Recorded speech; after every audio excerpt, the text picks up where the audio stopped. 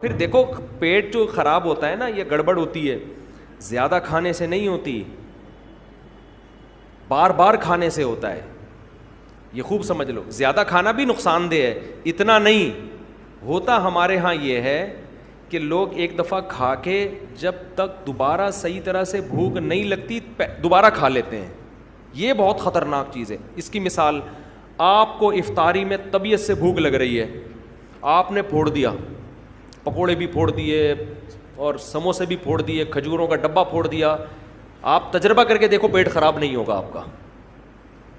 लोग खा रहे होते हैं, इधर से लेमन का शरबत, इधर से ये, इधर से खा लिया, कंटिन्यू जितना खाना था खा लिया।